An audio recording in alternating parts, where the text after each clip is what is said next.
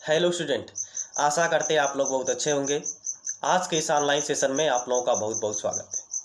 हम लोग BSc second semester की केमिस्ट्री के बारे में पढ़ रहे हैं, जिसके पिछले लेक्चर में हम लोगों ने कार्बोहाइड्रेट का इंट्रोडक्शन देखा था। यूनिट आपका कौन सी है? केमिस्ट्री ऑफ कार्बोहाइड्रेट, यानी केमिस्ट्री ऑफ कार्बोहाइड्रेट आपकी फर्स्ट यूनिट है। और पेपर का नाम क्या है? Bio organic and medicinal chemistry, यानी कि बीएससी सेकेंड सेमेस्टर के bio organic and medicinal chemistry paper हम लोग शुरुआत किए हैं इसी पेपर की। और जिसमें पहली यूनिट आपकी हम लोग पढ़ रहे हैं, जिसका नाम क्या है? Chemistry of carbohydrate. पिछले क्लास में हम लोगों ने इसका इंट्रोडक्शन देखा था कि कार्बोहाइड्रेट होता क्या है, इसकी डिफिनीशन क्या होती है। अगर आप लोग वो वाला लेक्चर नहीं देखे हैं तो आप लोग पहले जा करके उसको देख लीजिए, तब जा करके ये देखेंगे तो आपको बहुत ही अच्छी तरीके से ये समझ में आएगा। ठीक ना? चलिए देखिए, तो आज की क्लास में हम लोग देखेंगे क्लासिफिकेशन, यानी कि जो कार्बोहाइड्रेट होता है उसको कितने भाग में क्लासिफाइड किया जाता है, उसको कितने भाग में डिवाइड किया जाता है, ये आज की क्लास में हम लोग देखने वाले हैं। ठीक ना? यानी कि पहला जो होगा, यानी कि आपने यहाँ पे देखा, यानी कि आप यहाँ पे स्क्रीन पर देख रहे होंगे, ये क्या है? Classification of carbohydrate. यानी कि जो कार्बोहाइड्रेट होता है उसको कितने भाग में बांटा जाता है, कितने पार्ट में उसको डिवाइड किया जाता है, ये आज की क्लास में हम लोग देखने वाले हैं। ठीक ना? देखिए क्या बोला जा रहा है, carbohydrate are classified into following types is given as below. यानी कि जो कार्बोहाइड्रेट है उसको कितने पार्ट में डिवाइड किया गया है, ये जो है कि नीचे दिया गया है। कितने पार्ट में डिवाइड किया गया है तो आप यहां पे देख सकते हैं। जो ये होगा, पहला होगा on the basis of test, यानी कि टेस्ट के आधार पर। पहला क्या है? On the basis of test, यानी कि टेस्ट के आधार पर जो कार्बोहाइड्रेट होते हैं उसको कितने पार्ट में डिवाइड किया जाता है, कितने भाग में इसको बांटा जाता है कार्बोहाइड्रेट को on the basis of test. ये होता है पहला इसका क्लासिफिकेशन। ठीक है? और दूसरा इसका जो क्लासिफिकेशन है वो क्या है भैया? On the basis of reducing character. On the basis of reducing character, यानी कि रिड्यूसिंग कैरेक्टर के आधार पर जो कार्बोहाइड्रेट होता है उसको कितने पार्ट में डिवाइड किया जाता है, ये इसका दूसरा प्रकार होगा। ठीक है? तो पहला, आज की क्लास में हम लोग पहला प्रकार देखेंगे, on the basis of test, यानी टेस्ट के आधार पर जो कार्बोहाइड्रेट होता है उसको कितने पार्ट में डिवाइड किया जाता है। ये आज की क्लास का जो लेक्चर है इसमें आज हम लोग यही पढ़ने वाले हैं। ठीक है ना? चलिए देखिए, तो पहला क्या होगा? On the basis of test. Test भैया आप लोग समझ रहे हैं, टेस्ट मतलब ये टेस्ट परीक्षा वाला टेस्ट नहीं, ये on the basis of test की आप परीक्षा देंगे, परीक्षा वाला टेस्ट नहीं। यहाँ पे on the basis of test मतलब स्वाद के आधार पर। बात समझ में आ गई ना? टेस्ट के आधार पर, यानी कि स्वाद के आधार पर जो कार्बोहाइड्रेट होता है इसको कितने पार्ट में डिवाइड किया जाता है और क्या होता है टेस्ट के आधार पर, ये हम लोग अब इसमें देखने वाले हैं। ठीक है ना? देखिए, तो क्या है on the basis of test. देखिए क्या बोला जा रहा है इसमें, on the basis of test. यहां पे क्या बोला जा रहा है? On the basis of test carbohydrate are classified into two types, sugar and non sugar. यानी कि देखिए क्या बोला जा रहा है यहां पे, टेस्ट के आधार पर जो शुगर होता है, टेस्ट के आधार पर जो कार्बोहाइड्रेट होता है इसको दो पार्ट में डिवाइड किया जाता है। कितने पार्ट में? दो पार्ट में इसको डिवाइड किया जाता है। पहला क्या होता है? शुगर। दूसरा क्या होता है भैया? Non sugar. अब आप लोग शुगर जानते ही हैं, तो भैया शुगर क्या होता है? शुगर क्या होता है? जो स्वाद में कैसे होते हैं? मीठे होते हैं। शुगर मतलब क्या होता है? मीठा होता है भाई। कुछ कार्बोहाइड्रेट ऐसे भी होते हैं जो स्वाद में मीठे होते हैं और कुछ कार्बोहाइड्रेट ऐसे भी होते हैं जो मीठे नहीं होते हैं, उनका टेस्ट कोई दूसरा होता है, अलग होता है। तो इसीलिए इनको दो पार्ट में डिवाइड करके हम लोग पढ़ेंगे। पहला क्या होगा? On the basis of test. Test में पहला क्या होगा? शुगर होगा। दूसरा क्या होगा भैया? नॉन शुगर होगा। शुगर का मतलब क्या है? जो स्वाद में कैसे हो? मीठे हो। कुछ कार्बोहाइड्रेट ऐसे होंगे जो स्वाद में क्या होंगे? मीठे होंगे। उसके आधार पर हम लोग इसको पढ़ेंगे कि जो कार्बोहाइड्रेट होता है वो क्या होता है और इसको फर्दर कितने टाइप में डिवाइड किया जाता है, ये अब हम लोग आगे देख लेते हैं। ठीक है? देखिए, तो क्या है यहाँ पे? शुगर। देख लेते हैं इसमें क्या लिखा गया है। देखिए क्या बोला जा रहा है, sugar are sweet in test, यानी जो शुगर होता है भैया वो स्वीट इन टेस्ट होता है। यानी कि स्वाद में कैसा होता है, ये मीठा होता है।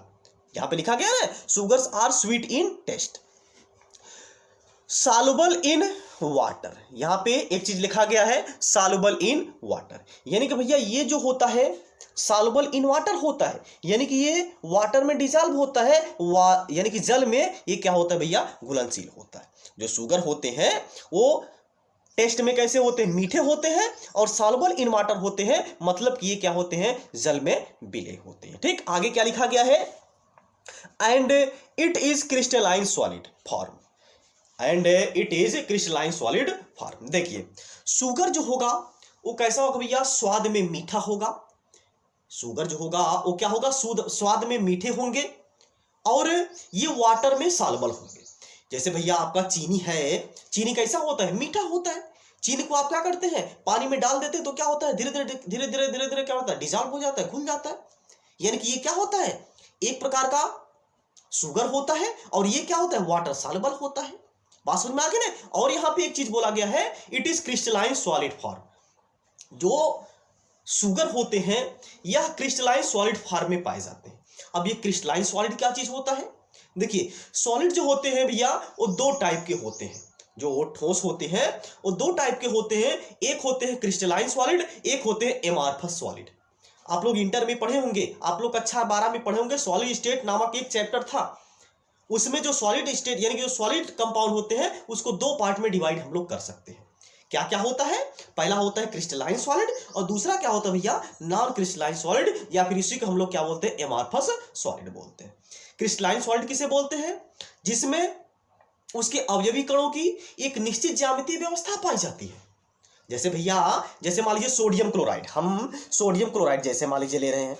अब जो सोडियम क्लोराइड है इसमें क्या होगा भैया, Na होगा, और क्या होगा इसमें, और इसमें क्या होगा, इसमें होगा Cl। यानी जो सोडियम क्लोराइड होगा यह NaCl से मिलकर के बना होगा। अब ये जो क्रिस्टल अगर आप, यानी कि अगर इसको अगर आप क्रिस्टल फॉर्म में एडजस्ट कराएंगे, देखेंगे तो हमेशा Na के बाद जो होगा ये Cl जुड़ा होगा। एक Na जुड़ा होगा, इसके बाद फिर तुरंत Cl जुड़ा होगा, फिर से आएगा Na, फिर से आएगा Cl। यानी कि ये जो होगा, जैसे एक यहाँ पे क्या होगा, एक यहाँ पे हो गया Na, क्या हो गया यहाँ पे, एक Na हो गया।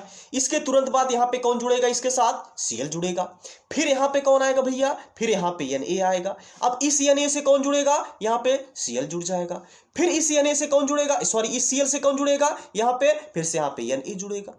बात समझ में आ गई। ऐसे यहाँ पे आप क्या देख रहे हैं, यहाँ पे ये जो सोडियम क्लोराइड है इसके जो अरेंजमेंट, सोडियम और क्लोरीन के जो अरेंजमेंट की जो व्यवस्था है वो क्या भी है, निश्चित है, फिक्स है।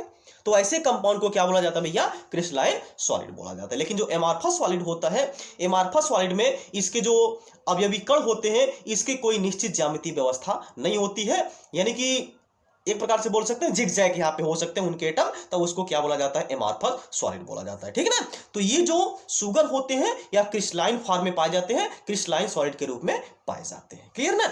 आगे देखिए क्या बोला गया है, it is further classified are following types. देखिए जो शुगर होते हैं, पहला देखिए कंफ्यूज आपको बिल्कुल भी नहीं होना है, हम एक बार फिर से रिपीट करें।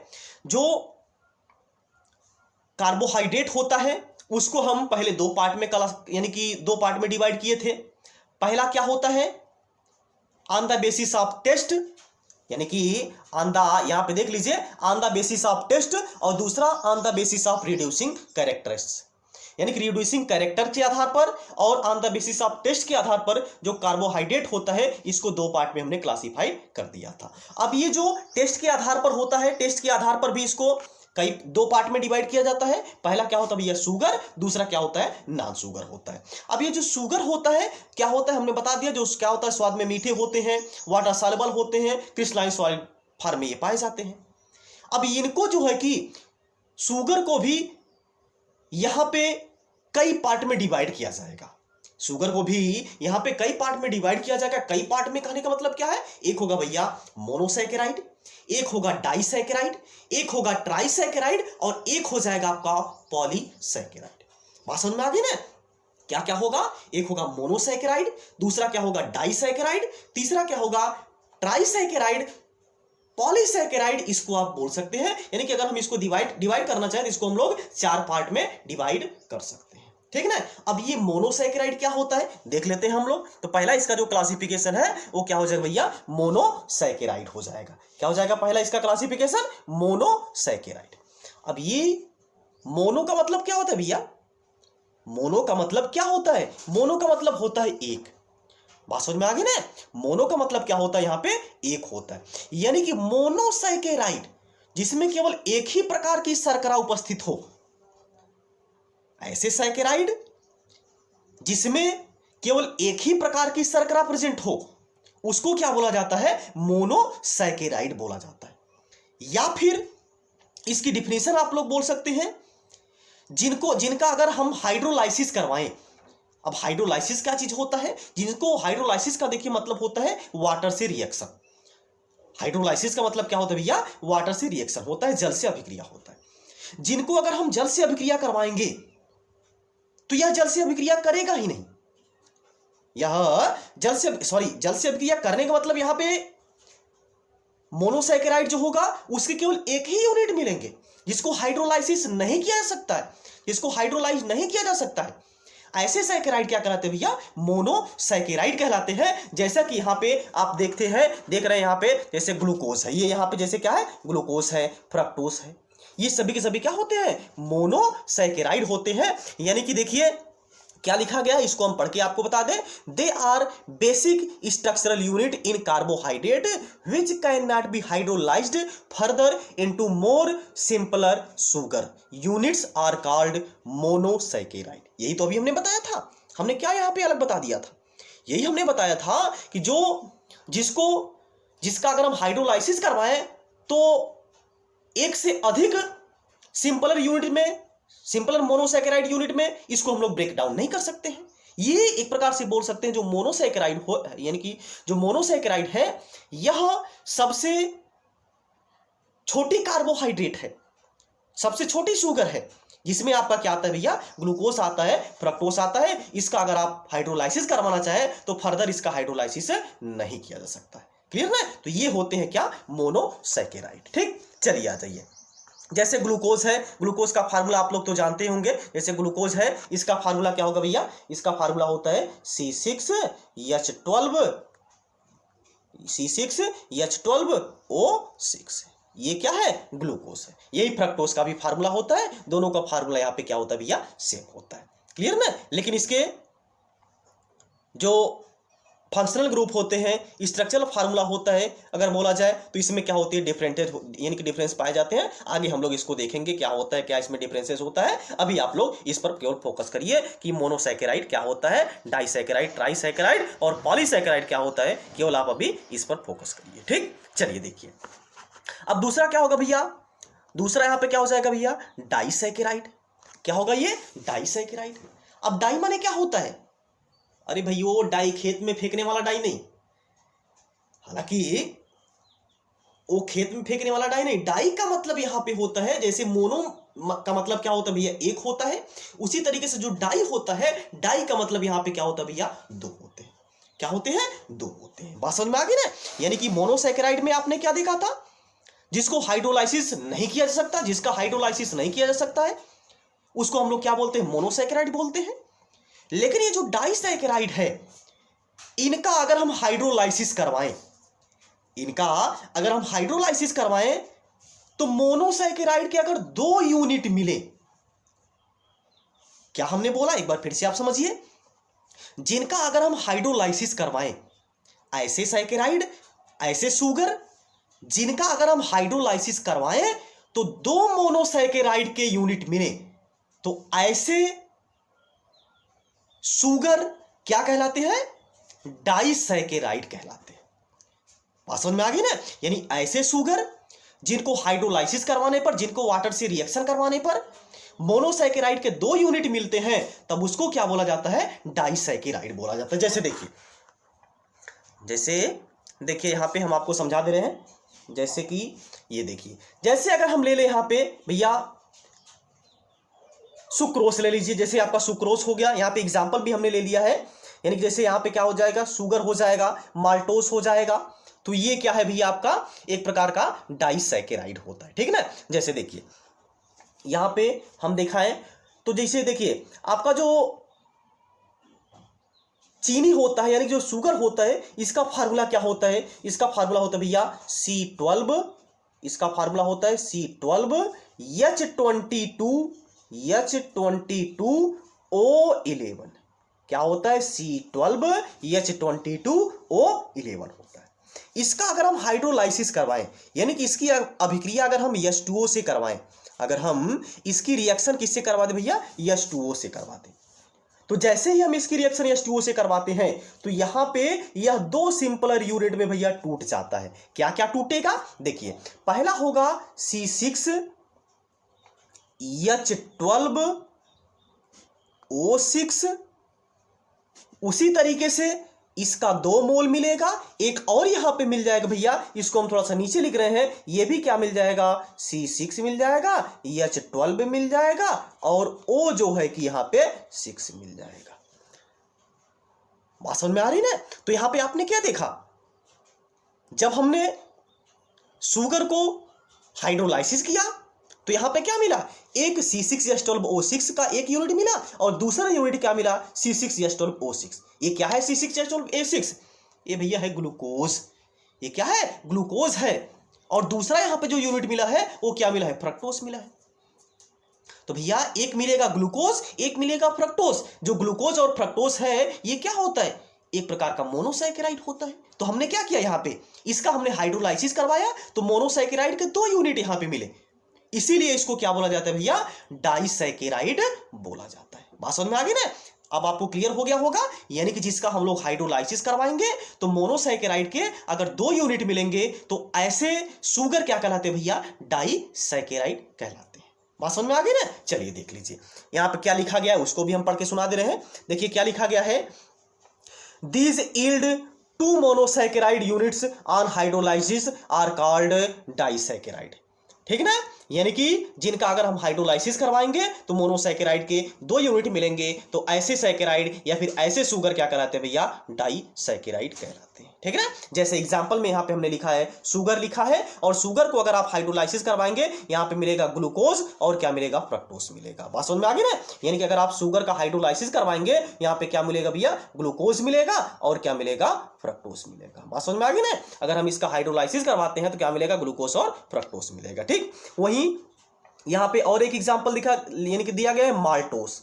माल्टोस का अगर आप हाइड्रोलाइसिस करवाते हैं तो क्या मिलेगा? ग्लूकोज मिलेगा और प्लस यहां पे ग्लूकोज मिलेगा। यानी कि ग्लूकोज के यहां पे 2 यूनिट मिलेंगे, लेकिन फिर भी सेम हो चाहे डिफरेंट हो, यह भी समझने वाली बात है।